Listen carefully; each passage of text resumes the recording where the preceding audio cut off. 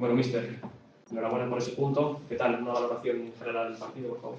Bueno, gracias. Lo primero, bueno, creo que un partido bueno por nuestra parte.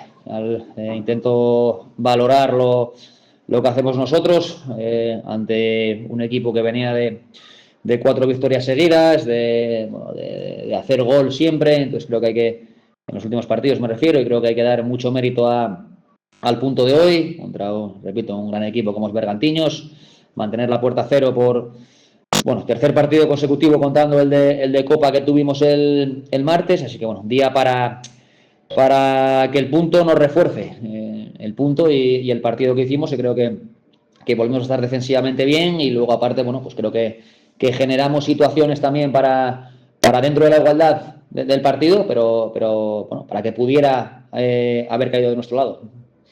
Lleva una semana positiva, ¿no? A pesar de la eliminación de Copa, primera victoria, un empate fuera con un feudo difícil y un partido muy completo ante el Racing Zaragoza. Sí, yo creo que la dinámica es buena, la hemos cambiado, son 4 puntos de 6 en Liga, más el partido entre semana que bueno, que más allá de la eliminación a penaltis, creo que creo que es un partido como el de hoy, que nos refuerza como equipo, así que esperamos, bueno, pues darle continuidad. Nos viene un calendario ahora, bueno, pues fastidiado con Vetusta, que todavía no ha perdido, y Gimnástica Segoviana, pero yo creo que el equipo está ahora en la dinámica buena, que nos costó arrancar, pero bueno, estaba convencido que trabajando como lo estábamos haciendo, pues que íbamos a salir de la dinámica. Ahora falta, bueno, pues darle esa continuidad, y creo que es buen día el domingo en nuestra casa, donde creo que somos fuertes para dar esa continuidad.